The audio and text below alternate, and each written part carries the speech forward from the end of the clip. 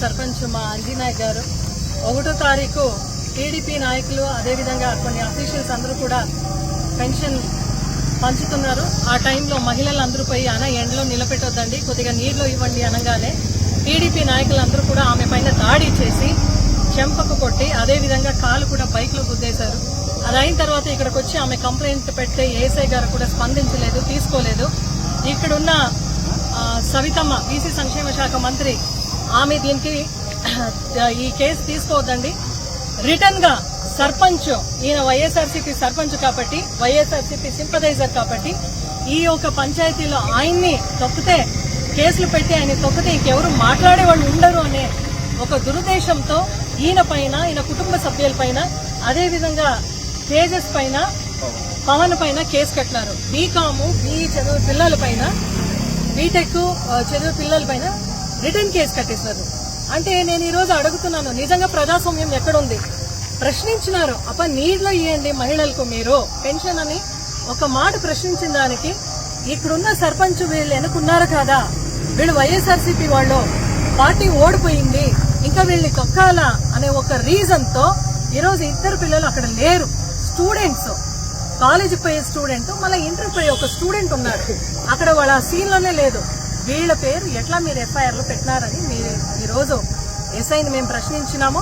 అదేవిధంగా ఒక head constable Naidu అనేవాడు కూడా పోయి అక్కడున్న మహిళలందరినీ కూడా మీరు ఎలా కేసు పెట్టినారమ్మా, సమ్మక్క సారక్కలాగా ఇక్కడ ఉన్నారు అనే మాట కూడా మాట్లాడుతున్నారంట.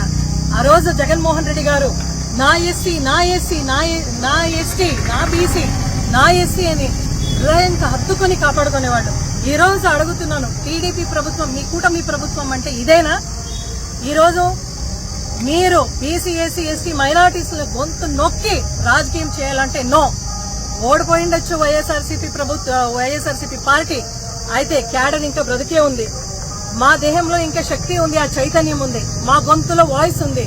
ఖచ్చితంగా టీడీపీ వాళ్ళు ఇంకా ఎక్కడైనా ఇలాంటి దాడులకు తోడ్పడితే, దౌర్జన్యం చేస్తే దీనికి ఎంతవరకు పోవాలో అంతవరకు పోరాటం చేస్తాం.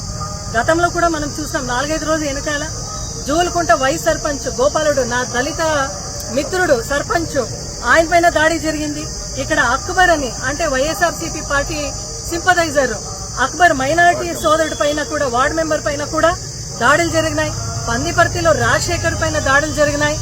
మాగేచెరులో చూస్తే బీసీ సోదరుల పైన అంజనేయ పైన కూడా దాడి జరిగినాయి. ఏం జరుగుతా ఉంది ఈ రాష్ట్రంలో అని నేను అడుగుతున్నాను. ఓటమి ఒకసారి ఒక పార్టీ గెలుస్తుంది, ఓడుతుంది, అధికారం శాశ్వతం కాదు.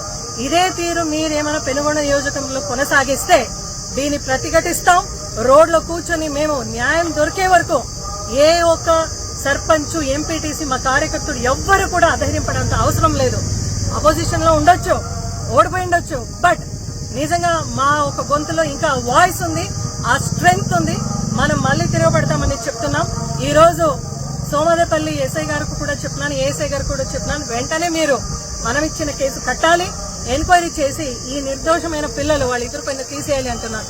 వీళ్ళిద్దరు కూడా స్టూడెంట్స్, పెనుగొండలో ఉండే ప్రతి స్టూడెంట్ యువత కూడా దీన్ని గమనిస్తున్నారు. మీరు చూడండి, ఇది అంటే టీడీపీ ప్రభుత్వం వచ్చి 1 నెల కాలేదు, అప్పుడే వీళ్ళిద్దరు పైన కేసులు. అంటే మీరు కూడా చాలా హుషారుగా ఉండాలి ఇక్కడ పెనుగొండలో ఉన్న యూత్ స్టూడెంట్స్, ఎందుకంటే నిర్దోషంగా ఉండే ఇద్దరు జీవితాన్ని బలి చేసే ఒక కుట్ర చేస్తున్నారు టీడీపీ వాళ్ళు, జనసేన వాళ్ళు, బీజేపీ వాళ్ళు, కూటమి సర్కార్.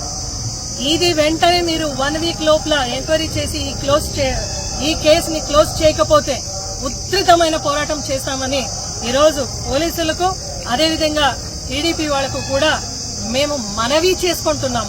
ఇది మా సంస్కృతాన్ని చెప్తున్నాం. ఎందుకంటే జగన్మోహన్ రెడ్డి గారు ఒకటే మనకి చెప్పించినారు, పార్టీల అతీతంగా, కులాల అతీతంగా, మతాల అతీతంగా అందరినీ కలుపుకోండి అని. ఆ వ్యవస్థ, ఆ సంస్కృతి ఇంకా ఆ రక్తంలో మనకు ఉంది. కాబట్టి ఈరోజు మీ అందరూ కూడా పోలీస్ వ్యవస్థ దీనికి స్పందించి వెంటనే ఎంక్వైరీ చేసి ఈ ఇద్దరు పిల్లల్లో నిర్దోషినైన మా సర్పంచ్ పేరును కూడా తీసేయాలి అని మీ అందరూ కూడా మనవి చేసుకుంటూ ధన్యవాదాలు. Please subscribe .news.